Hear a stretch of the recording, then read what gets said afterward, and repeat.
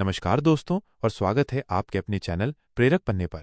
क्या कभी आपके साथ ऐसा हुआ है कि आप किसी काम को शुरू करना चाहते हैं लेकिन आपके दिमाग में इतने सारे विचार घूमने लगते हैं कि आप बस सोचते ही रह जाते हैं और काम शुरू ही नहीं कर पाते। एक रिपोर्ट के अनुसार आज की दुनिया में लगभग 70% लोग ओवरथिंकिंग के शिकार हैं। ये सिर्फ सोचने की बात नहीं बल्कि ये आपकी तरक्की, आपके सपनों और आपकी खुशी के रास्ते में सबसे बड़ी रुकावट बन सकती है। सोचिए, कितने अवसर आपने सिर्फ इसलिए गंवा दिए क्योंकि आप सही समय का इंतजार कर रहे थे या बस अपने फैसलों पर शक कर रहे थे। ओवरथिंकिंग एक ऐसी दलदल है जो आपको फंसा लेती है, जहां आप बस सोचते रहते हैं और एक्शन लेने की हिम्मत ही नहीं कर पाते। लेकिन क्या हो अगर मैं आपसे कहूं कि इस दलदल से बाहर निकलने का एक सीधा, सरल और शक्तिशाली रास्ता है? आज हम जिस प्रेरक पन्ने को पलटने जा रहे हैं वो है पीटर हॉलिंस। पीटर हॉलिंस की अद्भुत किताब थिंक लेस डू मोर। ये सिर्फ एक किताब नहीं बल्कि ये एक ऐसी गाइड है जो आपको सिखाएगी कि कैसे आप अपने विचारों के जाल से निकलकर सीधे एक्शन की दुनिया में कदम रख सकते हैं। हॉलिंस हमें बताते हैं कि ज्यादा सोचना हमें पंगु बना देता है, जबकि थोड़ा सा एक्शन लेना हमें अपनी मंजिल तक पहुंचा सकता है। तो क्या आप तैयार हैं अपने सोचने के पैटर्न को बदलने के लिए? क्या आप तैयार हैं उस ओवरथिंकिंग की बेड़ियों को तोड़ने के लिए जो आपको रोके हुए है? अगर हाँ, तो इस वीडियो को अंत तक देखिएगा, क्योंकि आज हम जानेंगे कि कैसे कम सोचकर ज्यादा करके आप अपनी जिंदगी को पूरी तरह बदल सकते हैं। चलिए शुरू करते हैं। दोस्तों, अब बात करते हैं इस बुक के पहले topic overthinking V S action taking के बारे में। यह एक ऐसा विषय है जो हम सभी की जिंदगी में बहुत मायने रखता है। सबसे पहले समझते हैं कि ओवरथिंकिंग क्या है। सरल शब्दों में ओवरथिंकिंग का मतलब है किसी एक विचार या समस्या पर जरूरत से ज्यादा सोचना। इतना सोचना कि आप उसी में फंस जाते हैं और आगे नहीं बढ़ पाते। ये ऐसा है जैसे आपके दिमाग में एक ही गाना बार बार बज रहा हो और आप उसे बंद न कर पा रहे हों। लेकिन ऐसा होता क्यों है? इसके कई कारण हो सकते हैं। कभी कभी ये डर की वजह से होता है, असफलता का डर, गलत निर्णय लेने का डर या फिर लोगों के जज करने का डर। हमें लगता है कि अगर हम हर पहलू पर बहुत गहराई से सोचेंगे तो हम कोई गलती नहीं करेंगे। कई बार ये परफेक्शनिस्ट होने की चाह में होता है। हमें लगता है कि हमारा काम बिल्कुल परफेक्ट होना चाहिए और इस चक्कर में हम बस सोचते ही रह जाते हैं कि इसे और बेहतर कैसे करें, जबकि शायद वो पहले से ही काफी अच्छा होता है। और कभी कभी ये सिर्फ अनिश्चितता की वजह से होता है। जब हमें किसी चीज के बारे में पूरी जानकारी नहीं होती तो हमारा दिमाग उसे भरने के लिए बहुत सारे अनुमान लगाने लगता है, जिससे ओवरथिंकिंग बढ़ जाती है। अब बात करते हैं कि इस ओवरथिंकिंग के नुकसान क्या हैं। यह सिर्फ एक छोटी सी आदत नहीं है, बल्कि इसके बड़े गंभीर परिणाम हो सकते हैं। पहला और सबसे बड़ा नुकसान है मौकों को गंवा देना। जब आप सोचते ही रह जाते हैं तो सही समय निकल जाता है। मान लीजिए आपको कोई नया बिजनेस शुरू करना है और आप महीनों तक सिर्फ उसकी प्लानिंग करते रहें, लेकिन एक्शन न लें तो शायद कोई और उस मौके को लपक लेगा। दूसरा, यह आपके मानसिक स्वास्थ्य पर बुरा असर डालता है। लगातार सोचते रहने से तनाव बढ़ता है, चिंता होती है और आप डिप्रेस्ड भी महसूस कर सकते हैं। आपका दिमाग हमेशा थका हुआ महसूस करेगा क्योंकि वो कभी रुकता ही नहीं। तीसरा, निर्णय लेने की क्षमता कम हो जाती है। विरोधाभासी लग सकता है, लेकिन ज्यादा सोचने से आप निर्णय नहीं ले पाते। आप इतने सारे विकल्पों में उलझ जाते हैं कि अंत में कोई भी निर्णय लेना मुश्किल हो जाता है। इसे एनालिसिस पैरालिसिस भी कहते हैं, जहां आप विश्लेषण करते करते लकवाग्रस्त हो जाते हैं। और चौथा, यह आपकी एनर्जी को खत्म कर देता है। जब आप सिर्फ सोचते रहते हैं तो आपकी बहुत सारी मानसिक ऊर्जा बर्बाद होती है, जिसे आप असल में काम करने में लगा सकते थे। तो सोचने और करने के बीच क्या फर्क है? ये बहुत ही सरल है। सोचना एक दिमागी गतिविधि है जो अक्सर बिना किसी वास्तविक प्रगति के चलती रहती है। आप विचार बना सकते हैं, योजनाएं बना सकते हैं, लेकिन जब तक आप एक्शन नहीं लेते तब तक कुछ भी हकीकत में नहीं बदलता। करना यानी एक्शन लेना एक फिजिकल या मेंटल गतिविधि है जो आपको अपने लक्ष्य के करीब ले जाती है। आपने सोचा कि मुझे फिटनेस पर ध्यान देना है तो सोचना हुआ, लेकिन जब आप सुबह उठकर जिम जाते हैं या योग करते हैं तो वो करना हुआ। यही सबसे बड़ा फर्क है। सोचना एक इंजन को स्टार्ट करने जैसा है, लेकिन करना उसे गियर में डालकर आगे बढ़ाने जैसा है। बिना करने के सोचना सिर्फ शोर है। तो सवाल यह है कि हम इंस्टेंट एक्शन लेने की आदत कैसे बनाएं? ये मुश्किल लग सकता है, लेकिन कुछ आसान तरीके हैं जिनसे आप इसकी शुरुआत कर सकते हैं। छोटे से शुरुआत करें।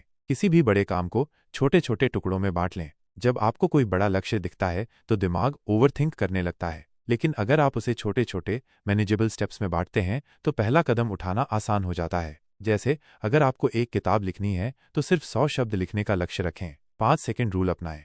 ये पीटर हॉलिंस की किताब में भी है। जब भी आपके मन में किसी काम को करने का विचार आए तो 5 4 3 2 1 गिनें और तुरंत उस पर काम करना शुरू कर दें। इससे पहले कि आपका दिमाग आपको रोके या बहाने बनाए, आप एक्शन ले चुके होंगे। परफेक्शन को भूलें, प्रगति पर ध्यान दें। याद रखें, perfect is the enemy of good, यानी उत्कृष्टता अच्छे की दुश्मन है। आपको शुरुआत में परफेक्ट होने की जरूरत नहीं है। बस शुरू करें। गलतियां होंगी, लेकिन आप उनसे सीखेंगे और बेहतर होते जाएंगे। खुद को जवाबदेह बनाएं। किसी दोस्त को अपने लक्ष्य के बारे में बताएं या किसी ऑनलाइन ग्रुप में शामिल हों जहां आपको अपने एक्शन के लिए जवाबदेह ठहराया जाए। जब कोई और आपकी प्रगति को देख रहा होता है तो एक्शन लेने की प्रेरणा बढ़ जाती है। फोकस खत्म करने वाले तत्वों से बचें।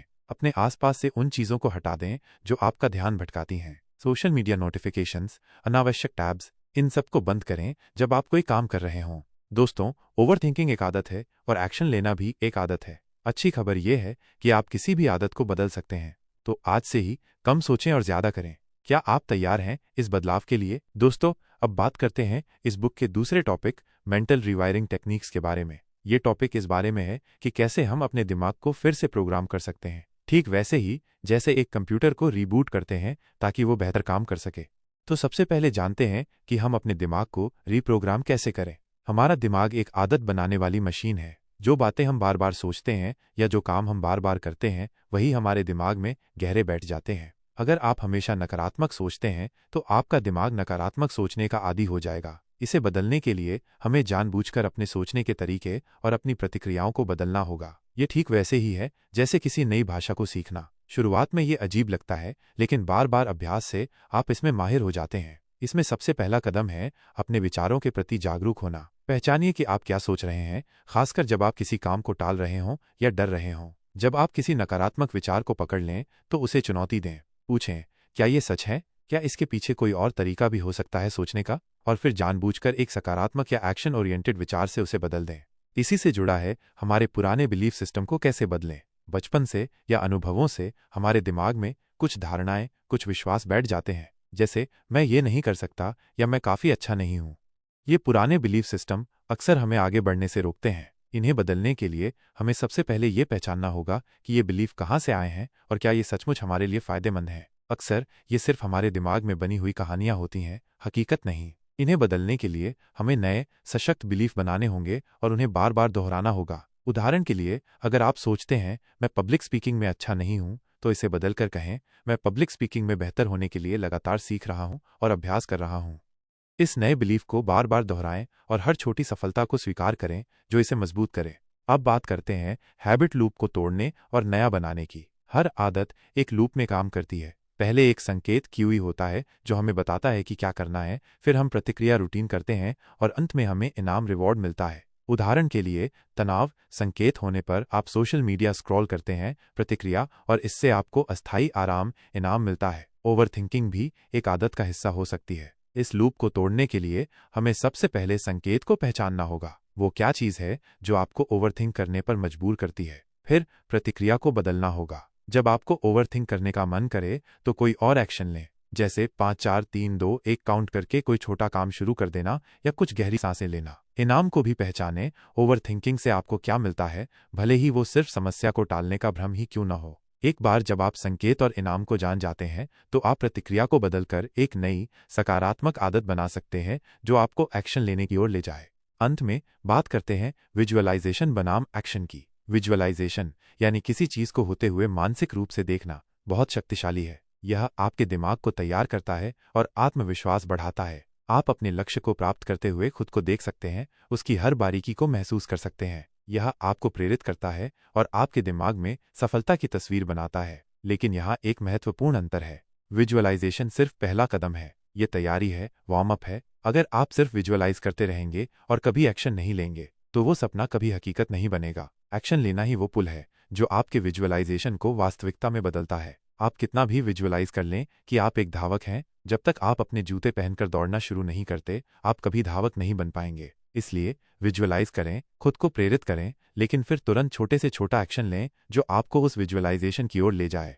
तो दोस्तों, अपने दिमाग को रीप्रोग्राम करना, पुराने बिलीफ को तोड़ना और नई आदतें बनाना, ये सब आपके हाथ में है। बस थोड़ी सी जागरूकता, थोड़ी सी मेहनत और लगातार एक्शन लेने की इच्छा शक्ति चाहिए। क्या आप तैयार हैं अपने दिमाग को एक नई दिशा देने के लिए? दोस्तों, अब बात करते हैं इस बुक के तीसरे topic, the confidence action loop के बारे में। ये एक ऐसा कॉन्सेप्ट है जो हमारी सोच को पूरी तरह से बदल सकता है कि आत्मविश्वास कहाँ से आता है और कैसे बढ़ता है। अक्सर हम सोचते हैं कि पहले हमें आत्मविश्वास आएगा और फिर हम कोई काम करेंगे, लेकिन पीटर हॉलिंस इस बात पर जोर देते हैं कि सेल्फ कॉन्फिडेंस का मूल स्रोत एक्शन है। इसका मतलब क्या है? इसका मतलब है कि आत्मविश्वास सिर्फ सोचने से या खुद को प्रेरित करने से नहीं आता, बल्कि ये तब आता है जब आप असल में कुछ करते हैं। जब आप कोई कदम उठाते हैं, भले ही वो कितना भी छोटा क्यों न हो, और उसे सफलतापूर्वक पूरा करते हैं, तो आपके दिमाग को एक संकेत मिलता है कि हाँ, मैं ये कर सकता हूँ। यह अनुभव ही आपके आत्मविश्वास की नींव रखता है। आपने कभी ध्यान दिया है कि जब आप कोई नया स्किल सीखते हैं, जैसे साइकिल चलाना या खाना बनाना, तो शुरुआत में आप डरते हैं, लेकिन जैसे जैसे आप अभ्यास करते हैं और छोटे छोटे काम कर पाते हैं, आपका आत्मविश्वास बढ़ता जाता है। ये ठीक वही लूप है। एक्शन ही आत्मविश्वास पैदा करता है, न कि इसके विपरीत। यही हमें दूसरे बिंदु पर लाता है। पहले कॉन्फिडेंस नहीं, पहले एक्शन। यह एक बहुत ही महत्वपूर्ण बात है जिसे समझना जरूरी है। हम अक्सर बैठे रहते हैं और आत्मविश्वास के आने का इंतजार करते हैं। हम सोचते हैं, जब मुझे पूरा भरोसा हो जाएगा कि मैं ये कर सकता हूं, तभी मैं शुरू करूंगा। लेकिन हकीकत यह है कि वो पूरा भरोसा कभी आता ही नहीं अगर आप एक्शन नहीं लेते। यह एक दुष्चक्र बन जाता है। आत्मविश्वास नहीं है तो एक्शन नहीं लेते, एक्शन नहीं लेते तो आत्मविश्वास नहीं आता। इस चक्र को तोड़ने का एकमात्र तरीका है बिना आत्मविश्वास के भी पहला कदम उठाना। थोड़ा सा डर लगेगा, थोड़ा संकोच होगा, लेकिन उस डर के बावजूद एक्शन लेना ही कुंजी है। जब आप एक्शन लेते हैं तो आपको अनुभव मिलता है। यह अनुभव ही धीरे धीरे आपके आत्मविश्वास को बढ़ाता है, और फिर बढ़ा हुआ आत्मविश्वास आपको और एक्शन लेने के लिए प्रेरित करता है। यह एक सकारात्मक लूप है। इस लूप को मजबूत करने में स्मॉल विन्स कैसे कॉन्फिडेंस बढ़ाते हैं, यह समझना बहुत जरूरी है। जब हम किसी बड़े लक्ष्य को देखते हैं तो हम अक्सर अभिभूत महसूस करते हैं और हमारा आत्मविश्वास हिलने लगता है। लेकिन अगर आप उस बड़े लक्ष्य को छोटे छोटे हासिल करने लायक टुकड़ों में बांट दें और हर छोटे टुकड़े को पूरा करते जाएं, तो ये छोटी जीतें आपके आत्मविश्वास को बहुत तेजी से बढ़ाती हैं। मान लीजिए आपका लक्ष्य हर महीने कुछ किताबें पढ़ने का है। पहली छोटी जीत हो सकती है एक दिन में सिर्फ 10 पेज पढ़ना। जब आप ऐसा लगातार कई दिनों तक करते हैं तो आपका दिमाग नोट करता है, हाँ, मैं ये कर सकता हूँ। ये छोटी सफलताएं आपको एक संतोष और प्रेरणा देती हैं, और आप महसूस करते हैं कि आप बड़े लक्ष्य की ओर बढ़ रहे हैं। हर छोटी जीत आपके आत्मविश्वास के खाते में एक और जमा राशि है जो आपको आगे बढ़ने के लिए जरूरी प्रोत्साहन देती है। और आखिर में बात करते हैं फियर को फेस करने के तरीके की। जब हम एक्शन लेने की बात करते हैं तो डर हमेशा बीच में आता है। असफलता का डर, रिजेक्शन का डर, या सिर्फ अनजाने का डर। इस डर को पूरी तरह खत्म करना शायद मुश्किल है, लेकिन इसे फेस करने के तरीके हैं।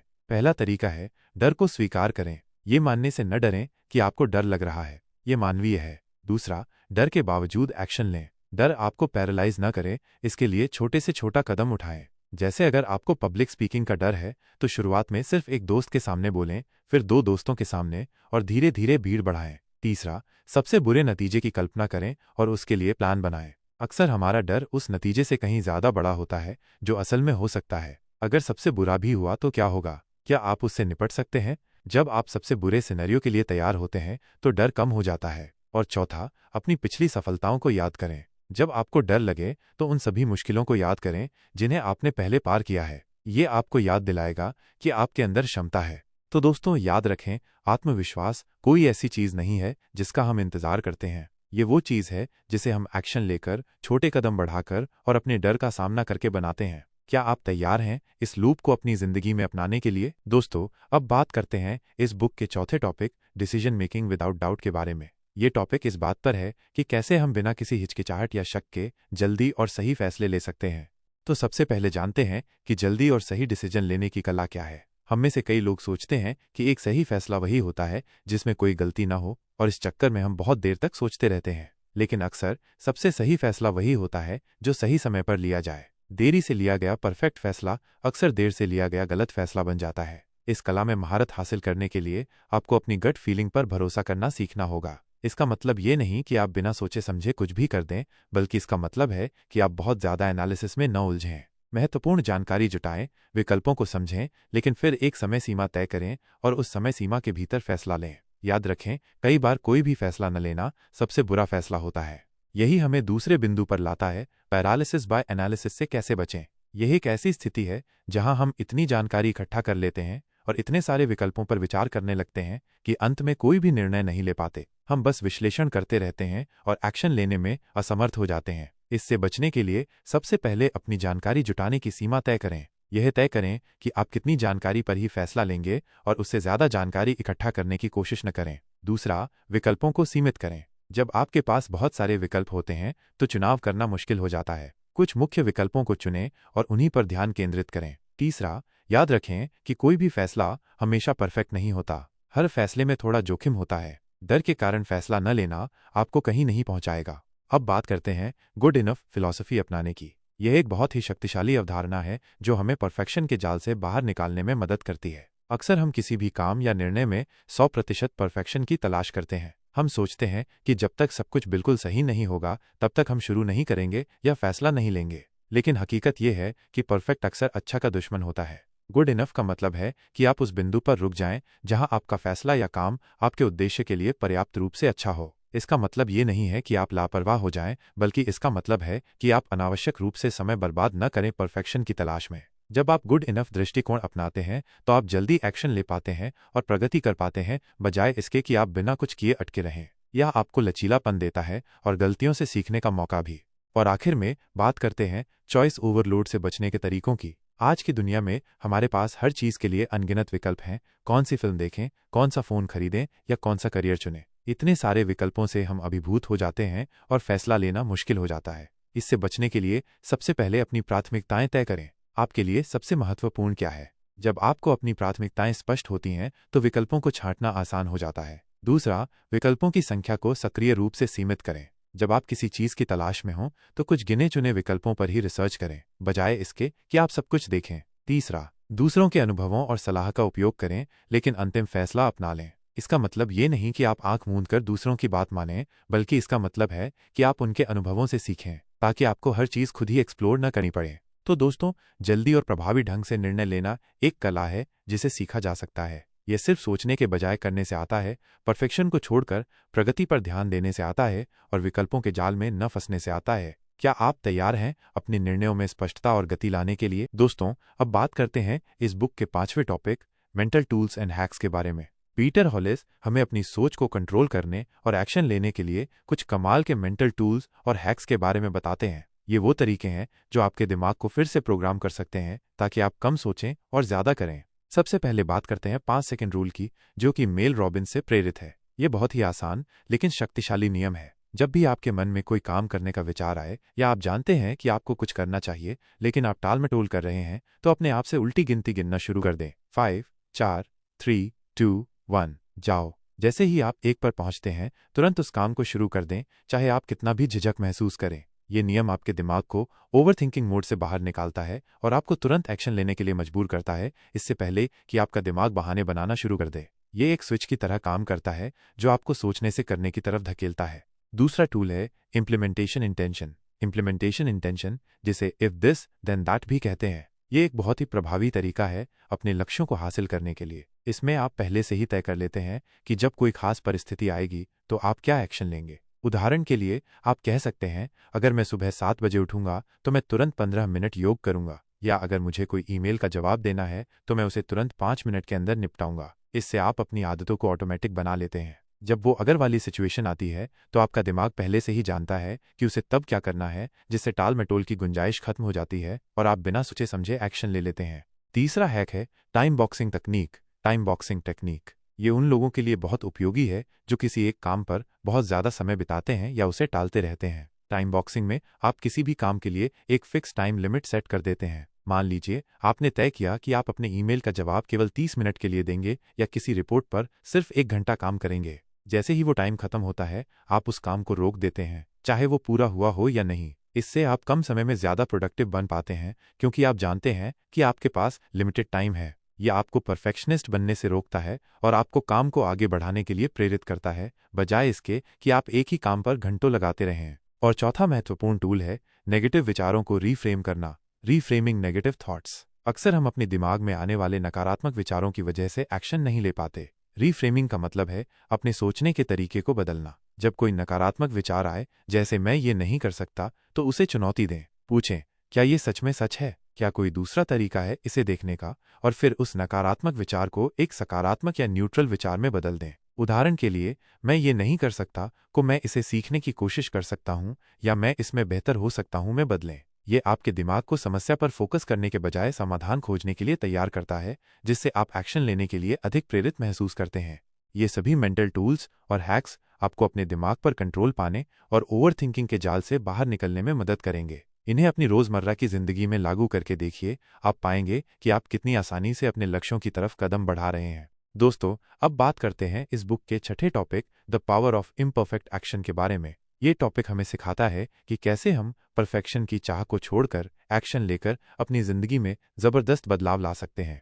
तो सबसे पहले बात करते हैं कि परफेक्ट बनने की चाह क्यों रोकती है। हम में से बहुत से लोग किसी भी काम को शुरू करने से पहले या उसे पूरा करने से पहले ये सोचते हैं कि वो बिल्कुल परफेक्ट होना चाहिए। हमें लगता है कि अगर उसमें थोड़ी सी भी कमी रह गई तो वो बेकार है या हम असफल हो जाएंगे। ये परफेक्शन की चाह हमें अक्सर इतना डरा देती है कि हम कभी शुरू ही नहीं कर पाते। हम सोचते रहते हैं कि अभी तैयारी अधूरी है, अभी ये सही नहीं है या अभी और जानकारी चाहिए। इस चक्कर में हमारा काम कभी शुरू ही नहीं हो पाता या फिर अगर शुरू भी होता है तो वो कभी खत्म नहीं होता। यह एक ऐसी आदत है जो हमारी प्रगति को पूरी तरह से रोक देती है। यही हमें दूसरे बहुत महत्वपूर्ण बिंदु पर लाता है, done is better than perfect. ये पीटर हॉलिंस की इस किताब का शायद सबसे शक्तिशाली संदेश है। इसका सीधा सा मतलब है कि किसी काम को पूरा करना उसे परफेक्ट बनाने की कोशिश करने से कहीं ज्यादा बेहतर है। भले ही वो काम उतना अच्छा न हो जितना आप चाहते थे, लेकिन उसे पूरा करने का मतलब है कि आपने कुछ हासिल किया है, आपने एक कदम आगे बढ़ाया है। एक प्रोजेक्ट जो 80% पूरा हो और जारी हो, वो उस प्रोजेक्ट से कहीं बेहतर है जो 100% परफेक्ट होने के इंतजार में कभी शुरू ही न हुआ हो। जब आप done is better than perfect की मानसिकता अपनाते हैं तो आप जल्दी एक्शन लेते हैं, गलतियां करते हैं और उन गलतियों से सीखते हैं। यह आपको आगे बढ़ने में मदद करता है, जबकि परफेक्शन आपको फंसाए रखता है। तीसरा बिंदु है मोमेंटम बनाम मोटिवेशन। अक्सर हम मोटिवेशन का इंतजार करते हैं। हमें लगता है कि जब हमें बहुत प्रेरणा महसूस होगी तभी हम कोई काम करेंगे, लेकिन मोटिवेशन अक्सर आता जाता रहता है, यह भरोसेमंद नहीं होता। वहीं मोमेंटम यानी गति कहीं ज्यादा शक्तिशाली है। जब आप एक बार एक्शन लेना शुरू कर देते हैं, भले ही छोटे कदमों से, तो आप गति पकड़ लेते हैं। ये गति ही आपको आगे बढ़ाती रहती है, भले ही आपकी मोटिवेशन कम हो जाए। कल्पना कीजिए एक पहिए की। शुरुआत में उसे घुमाने में बहुत जोर लगता है, लेकिन एक बार जब वो घूमने लगता है तो उसे कम ऊर्जा से भी घुमाया जा सकता है। एक्शन लेना उस पहिए को घुमाने जैसा है। एक बार गति बन गई तो फिर काम करना आसान हो जाता है और अक्सर मोटिवेशन अपने आप पीछे पीछे आ जाती है। और आखिर में बात करते हैं कि एक्शन से क्लैरिटी कैसे आती है। कई बार हम किसी काम को शुरू करने से पहले बहुत ज्यादा सोचते हैं क्योंकि हमें क्लैरिटी नहीं होती। हमें पता नहीं होता कि सही रास्ता क्या है या कौन सा कदम उठाना चाहिए। लेकिन हॉलिंस कहते हैं कि क्लैरिटी सोचने से नहीं बल्कि एक्शन से आती है। जब आप कोई कदम उठाते हैं तो आपको तुरंत प्रतिक्रिया मिलती है। आप सीखते हैं कि क्या काम कर रहा है और क्या नहीं। ये आपको अगला कदम उठाने के लिए नई जानकारी देता है। उदाहरण के लिए, अगर आप एक नया बिजनेस आइडिया सोच रहे हैं और आपको क्लैरिटी नहीं मिल रही है, तो सबसे अच्छा तरीका है कि आप उसका एक छोटा सा पायलट प्रोजेक्ट शुरू करें या कुछ लोगों से बात करके फीडबैक लें। जैसे ही आप एक्शन लेते हैं, आपको असल दुनिया से इनपुट मिलता है जो आपके विचारों को स्पष्ट करता है और आपको सही दिशा दिखाता है। एक्शन लेना एक टॉर्च की तरह है जो आपको अंधेरे रास्ते पर आगे बढ़ने में मदद करता है, कदम दर कदम रोशनी दिखाता है। तो दोस्तों, याद रखें, परफेक्शन की चाह को छोड़ें। अधूरा एक्शन निष्क्रिय परफेक्शन से कहीं ज्यादा बेहतर है। गति बनाएं, मोटिवेशन का इंतजार न करें और एक्शन लेकर ही क्लैरिटी पाएं। क्या आप तैयार हैं आज से ही इम्परफेक्ट एक्शन लेने के लिए? दोस्तों, अब बात करते हैं इस बुक के 7वें टॉपिक डिसिप्लिन और हैबिट बिल्डिंग के बारे में। ये टॉपिक हमें सिखाता है कि कैसे हम सिर्फ मोटिवेशन पर निर्भर रहने के बजाय अनुशासन और अच्छी आदतें बनाकर अपने लक्ष्यों को पा सकते हैं। सबसे पहले हम बात करेंगे डिसिप्लिन बनाम मोटिवेशन की। अक्सर हम सोचते हैं कि हमें किसी काम को करने के लिए बहुत सारी प्रेरणा की जरूरत है। हम मोटिवेशनल वीडियो देखते हैं, किताबें पढ़ते हैं और ऊर्जा महसूस करने का इंतजार करते हैं। लेकिन मोटिवेशन एक लहर की तरह होती है, माइनस ये आती है और चली जाती है। आप हमेशा प्रेरित महसूस नहीं कर सकते। यहीं पर डिसिप्लिन यानी अनुशासन की भूमिका आती है। डिसिप्लिन का मतलब है किसी काम को तब भी करना जब आपका मन न हो, जब आप प्रेरित महसूस न कर रहे हों। यह आपकी इच्छा शक्ति और प्रतिबद्धता के बारे में है। मोटिवेशन एक अच्छी शुरुआत दे सकती है, लेकिन डिसिप्लिन ही वो है जो आपको लंबी रेस में टिकाए रखता है। हॉलिंस हमें सिखाते हैं कि हमें मोटिवेशन का इंतजार करने के बजाय खुद को अनुशासित करना सीखना चाहिए। यही हमें आदत बनाने के मूल सिद्धांत पर लाता है, ट्रिगर, रूटीन, रिवॉर्ड लूप। हर आदत इसी चक्र में काम करती है। सबसे पहले एक ट्रिगर यानी संकेत होता है जो हमें बताता है कि क्या करना है। ये कुछ भी हो सकता है, सुबह उठना, तनाव महसूस करना या कोई खास जगह देखना। इस ट्रिगर के बाद हम एक रूटीन यानी प्रतिक्रिया करते हैं, जैसे सुबह उठकर फोन देखना, तनाव में आकर जंक फूड खाना। और इस रूटीन को करने के बाद हमें एक रिवॉर्ड यानी इनाम मिलता है। फोन देखने से मन बहलता है, जंक फूड से कुछ देर के लिए अच्छा महसूस होता है। बुरी आदतों को तोड़ने और अच्छी आदतों को बनाने के लिए हमें इस लूप को समझना होगा। हमें ट्रिगर को पहचानना है, फिर रूटीन को बदलना है और अंत में एक ऐसा इनाम ढूंढना है जो हमें उस नई आदत को अपनाने के लिए प्रेरित करे। तीसरा शक्तिशाली विचार है डू इट एनीवे माइंडसेट। इसका मतलब है फिर भी कर लो की मानसिकता। ये डिसिप्लिन का ही एक हिस्सा है। जब आपको किसी काम को करने का मन न हो, जब आलस आ रहा हो या जब आपको लगे कि आप उतने अच्छे नहीं हैं, तो भी उसे कर लें। जैसे अगर आपको जिम जाने का मन नहीं है तो बस जूते पहन लें और दरवाज़ा खोलें, भले ही आप सिर्फ 10 मिनट के लिए ही जाएं। जब आप डू इट एनीवे कहते हैं तो आप अपने मन को ये संदेश देते हैं कि आपकी इच्छा शक्ति आपकी भावनाओं से ज़्यादा मजबूत है। ये आपको छोटे छोटे एक्शन लेने के लिए मजबूर करता है और ये छोटे एक्शन ही बड़ी प्रगति में बदल जाते हैं। ये आपको बहाने बनाने से रोकता है और आपको सीधे एक्शन की ओर धकेलता है। और आखिर में हम बात करेंगे कीस्टोन हैबिट्स की। कीस्टोन हैबिट्स वे आदतें होती हैं जो जब बदलती हैं तो आपकी जिंदगी के दूसरे पहलुओं पर भी सकारात्मक प्रभाव डालती हैं। ये एक डोमिनो इफेक्ट की तरह काम करती हैं। उदाहरण के लिए, सुबह जल्दी उठना एक कीस्टोन हैबिट हो सकती है। जब आप सुबह जल्दी उठते हैं तो आपको एक्सरसाइज करने, हेल्दी नाश्ता बनाने या अपने दिन की योजना बनाने के लिए ज़्यादा समय मिलता है। ये सभी चीज़ें मिलकर आपकी प्रोडक्टिविटी और वेलबीइंग को बढ़ाती हैं। इसी तरह नियमित रूप से एक्सरसाइज करना भी एक कीस्टोन हैबिट हो सकती है, क्योंकि ये आपके खाने की आदतों, नींद और मानसिक स्वास्थ्य को भी प्रभावित करती हैं। कीस्टोन हैबिट्स को पहचानना और उन पर काम करना आपको कम मेहनत में ज़्यादा परिणाम देता है, क्योंकि ये आदतें स्वतः ही दूसरी अच्छी आदतों को बढ़ावा देती हैं।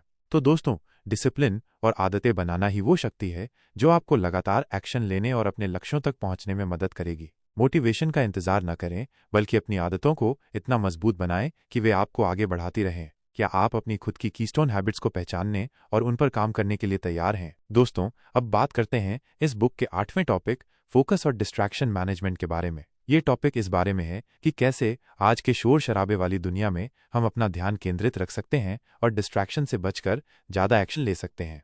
सबसे पहले हम ये समझते हैं कि ओवर थिंकिंग का एक कारण डिस्ट्रैक्शंस भी हैं। जब हमारा दिमाग लगातार नई नई जानकारियों, नोटिफिकेशंस और आसपास के शोर से घिरा रहता है तो उसे किसी एक चीज़ पर ध्यान केंद्रित करने में मुश्किल होती है। ये ठीक वैसे ही है जैसे एक साथ 10 काम करने की कोशिश करना। आप किसी एक पर भी ठीक से ध्यान नहीं दे पाते और दिमाग हर तरफ भटकता रहता है। जब दिमाग भटकता है तो वो किसी भी विचार को पूरी तरह से प्रोसेस नहीं कर पाता और एक ही बात पर बार बार सोचने लगता है, जिससे ओवर थिंकिंग बढ़ती है। ये डिस्ट्रैक्शंस हमें गहराई से सोचने और एक्शन लेने से रोकते हैं, क्योंकि हमारा ध्यान लगातार बढ़ता रहता है। दूसरा, हम बात करेंगे फोकस बढ़ाने के साइकोलॉजिकल हैक्स की। हमारा दिमाग मल्टीटास्किंग के लिए नहीं बना है, वो एक समय में एक ही काम पर सबसे अच्छा फोकस कर सकता है। फोकस बढ़ाने का एक हैक है सिंगल टास्किंग। एक समय में सिर्फ एक काम पर ध्यान दें और बाकी सब बंद कर दें। एक और हैक है पोमोडोरो टेक्निक का उपयोग करना। 25 मिनट के लिए पूरी तरह से एक काम पर फोकस करें, फिर 5 मिनट का ब्रेक लें।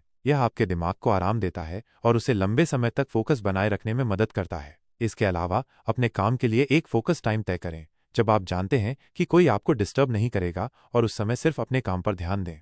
तीसरा महत्वपूर्ण बिंदु है environment design for better action. आपका आसपास का माहौल आपके फोकस और एक्शन लेने की क्षमता पर बहुत गहरा असर डालता है। अगर आपका वर्किंग स्पेस अव्यवस्थित है या आपके फ़ोन की नोटिफिकेशंस लगातार आ रही हैं, तो आपके लिए फोकस करना और एक्शन लेना मुश्किल होगा। अपने एनवायरनमेंट को इस तरह से डिज़ाइन करें कि वो आपको एक्शन लेने के लिए प्रेरित करे। इसका मतलब है अपने वर्क स्पेस को साफ सुथरा रखना, अपने फ़ोन को साइलेंट मोड पर रखना या उसे दूसरे कमरे में रखना, और अपने सामने केवल वही चीज़ें रखना जिनकी आपको उस समय ज़रूरत है। एक शांत और व्यवस्थित माहौल आपके दिमाग को भटकने नहीं देता और आपको अपने काम पर पूरी तरह से ध्यान केंद्रित करने में मदद करता है। और आखिर में हम बात करेंगे डोपामाइन डिटॉक्स के महत्व की। डोपामाइन एक न्यूरोट्रांसमीटर है जो हमें खुशी और इनाम का एहसास कराता है। आजकल सोशल मीडिया, बार बार नोटिफिकेशन चेक करना और मनोरंजन के लगातार स्रोत हमारे दिमाग को डोपामाइन की एक निरंतर खुराक देते रहते हैं। इससे हमारा दिमाग इन तत्काल मिलने वाले रिवॉर्ड्स का आदी हो जाता है, और जब हमें किसी मुश्किल या बोरिंग काम पर फोकस करना होता है तो हमें बहुत मुश्किल होती है। डोपामाइन डिटॉक्स का मतलब है जानबूझकर कुछ समय के लिए इन तत्काल रिवॉर्ड देने वाली गतिविधियों से दूर रहना, जैसे कुछ घंटों के लिए फ़ोन से दूर रहना, सोशल मीडिया ना देखना या बिना किसी बाहरी मनोरंजन के कोई काम करना। यह आपके दिमाग को रीसेट करने में मदद करता है, जिससे आप बिना तत्काल इनाम के भी लंबे समय तक किसी काम पर फोकस कर पाते हैं और एक्शन लेने की आपकी क्षमता बढ़ती है। तो दोस्तों, फोकस और डिस्ट्रैक्शन मैनेजमेंट आज की दुनिया में बहुत ज़रूरी है। अपने आसपास के माहौल को नियंत्रित करके और अपने दिमाग को सही तरीके से प्रशिक्षित करके आप ओवरथिंकिंग से बच सकते हैं और ज़्यादा प्रभावी एक्शन ले सकते हैं। क्या आप अपने फोकस को बढ़ाने और डिस्ट्रैक्शन को मैनेज करने के लिए तैयार हैं? दोस्तों, तो आज हमने पीटर हॉलिंस की किताब थिंक लेस डू मोर के कई अहम पहलुओं को जाना। हमने देखा कि कैसे ओवरथिंकिंग हमें पैरालाइज कर देती है और कैसे एक्शन लेना ही आगे बढ़ने का एकमात्र रास्ता है। हमने सीखा कि आत्मविश्वास सोचने से नहीं बल्कि छोटे छोटे एक्शन लेने से आता है और कैसे हम बिना शक के फैसले ले सकते हैं, भले ही वे परफेक्ट न हो। हमने कुछ कमाल के मेंटल टूल्स और हैक्स भी देखे, जैसे 5 सेकंड रूल और टाइम बॉक्सिंग, जो हमें तुरंत एक्शन लेने में मदद करते हैं। और अंत में हमने समझा कि अनुशासन क्यों मोटिवेशन से कहीं ज्यादा भरोसेमंद है और कैसे हम फोकस बढ़ाकर अपनी डिस्ट्रैक्शंस को मैनेज कर सकते हैं। इस पूरी चर्चा का निचोड़ बस एक ही है, सोचना जरूरी है, लेकिन सिर्फ सोचना काफी नहीं है। असली जादू तब होता है जब आप सोचते कम हैं और करते ज्यादा हैं। आपकी जिंदगी के वो सारे सपने, वो सारे लक्ष्य, वो सारी चीजें जो आप हासिल करना चाहते हैं, वे सिर्फ सोचने से हकीकत में नहीं बदलेंगी। उन्हें हकीकत बनाने के लिए आपको एक्शन लेना होगा। याद रखिए, कोई भी एक्शन छोटा नहीं होता। पहला कदम उठाना सबसे मुश्किल होता है, लेकिन एक बार जब आप वो पहला कदम उठा लेते हैं तो बाकी के कदम अपने आप आसान होते जाते हैं। अपनी गलतियों से सीखिए, परफेक्शन के पीछे भागना बंद कीजिए और इम्परफेक्ट एक्शन की ताकत को पहचानिए। आपका चैनल प्रेरक पन्ने हमेशा आपको प्रेरणा देता रहेगा, लेकिन असली प्रेरणा आपके अंदर से आएगी जब आप इन सीखों को अपनी जिंदगी में लागू करेंगे। तो आज से ही अपने सबसे बड़े डर या सबसे बड़े टालमटोल वाले काम को पहचानिए और बस कर डालिए। अगर आपको ये वीडियो पसंद आया हो तो इसे लाइक करना और अपने दोस्तों के साथ शेयर करना न भूलें। और ऐसे ही और प्रेरणादायक पन्नों को पलटने के लिए हमारे चैनल प्रेरक पन्ने को सब्सक्राइब जरूर करें और घंटी वाला आइकन भी दबा दें, ताकि आप कोई भी नया वीडियो मिस न करें। मिलते हैं अगले वीडियो में, तब तक के लिए सोचो कम करो ज्यादा। धन्यवाद।